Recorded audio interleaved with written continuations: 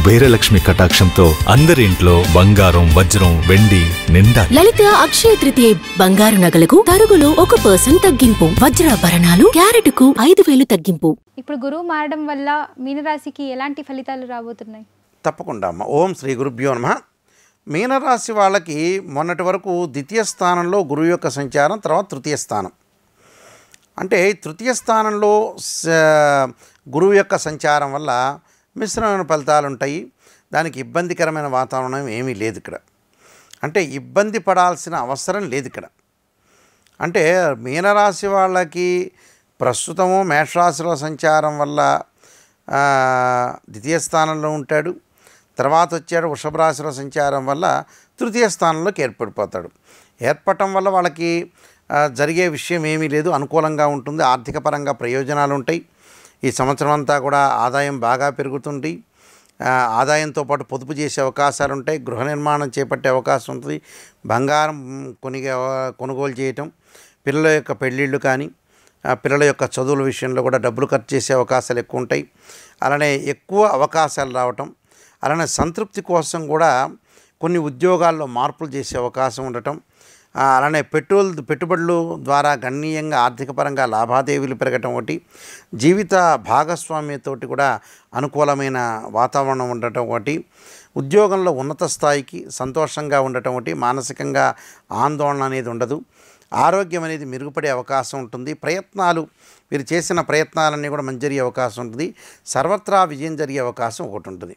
కానీ వచ్చే సంవత్సరం మార్చి 29వ తారీఖు 2025 శని యొక్క మారటం వల్ల, జన్మశని వల్ల కొంత ఆరోగ్యపరంగా జాగ్రత్తగా వహించడం అనేది మంచిది. అంటే మరింత ఇబ్బంది ఏమీ లేదు ఆరోగ్యపరంగా, కానీ కొద్దిగా మనం ప్రికాషన్స్ తీసుకోవాల్సింది. ఎట్టి పరిస్థితుల్లో కూడా మనం ప్రికాషన్ తీసుకొని ముందుకు వెళ్ళాలి. అయితే గురువు వల్ల ఆర్థిక పరంగా ప్రయోజనాలు కలుగుతాయి. వీళ్ళకి ప్రయోజనాలు వస్తాయి, డబ్బులు వస్తాయి. దానితో పాటు వ్యాపార లావాదేవీలు, నూతన వ్యాపారాలు, పెట్టుబడులు పెట్టుకోవచ్చు. విదేశాలకు వెళ్ళే అవకాశం ఉంటుంది. విద్యార్థులకు కూడా మంచి కాలం.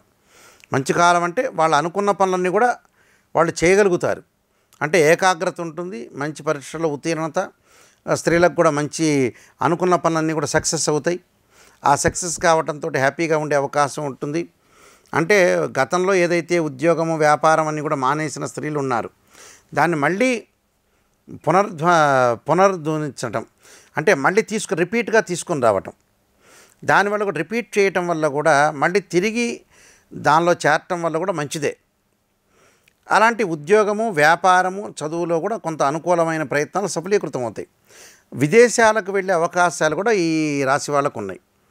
అందులో భార్యాభర్తల మధ్యలో సఖ్యత, సంతానం డెవలప్మెంటు, పేరు ప్రఖ్యాతలు బాగా పెరగటం, రివార్డులు రావటం, వీళ్ళందరికీ కూడా మీనరాశి వాళ్ళందరికీ ఉన్నతమైన వ్యాపారం చేయటం, నూతన వ్యాపారాలు కూడా బాగా మనసులో రావటం, వాహనాలు కొనుగోలు చేయటం, ఇళ్ళు కూడా కొనుగోలు చేసే అవకాశం ఉంటుంది.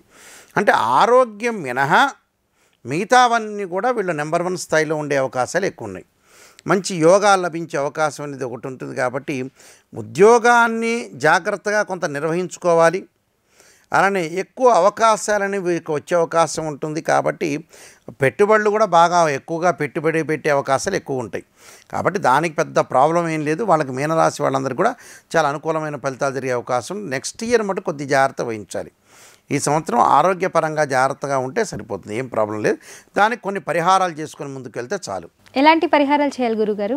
దానికి ముఖ్యంగా దత్తాత్రేయ స్వామి కవచంతో పాటు శనగలు దానం చేయటం ఒకటి, చక్కగా తారాదేవిని భక్తి శ్రద్ధలతో కొలవటం, స్త్రీలు అమ్మవారి యొక్క ఆరాధన చేయటం, ఆంజనేయ స్వామి యొక్క ఆరాధన చేయటం కూడా చాలా మంచిది. అంటే ఆంజనేయాయుధే వాయుపుత్రాయుధమే తన్నో హనుమత్ ప్రచోదయాత్ అనే మంత్రాన్ని, సూర్యుణ్ణి ఆరాధన చేయాలి. ఆదిత్యాయుధే సహస్రమూర్తాయుధమే తన్నో సూర్య ప్రచోదయాత్ అనే మంత్రాన్ని కానీ, లేదా జపాకుసుమ సంకాశం కాశ్యపేయం మహాదితిం తమోరిం సర్వపాపగ్నం ప్రణతోస్మి దివాకరం అనే మంత్రాన్ని కూడా చక్కగా చదువుకోవటం వల్ల కూడా వీళ్ళకి మంచి జరిగే అవకాశం ఉంది. సూర్య నమస్కారాలు చేయటం కూడా చాలా మంచిది. అంటే ఇవన్నీ కూడా చేయటం వల్ల వాళ్ళకి మంచి జరిగే అవకాశం ఖచ్చితంగా ఉంటుంది.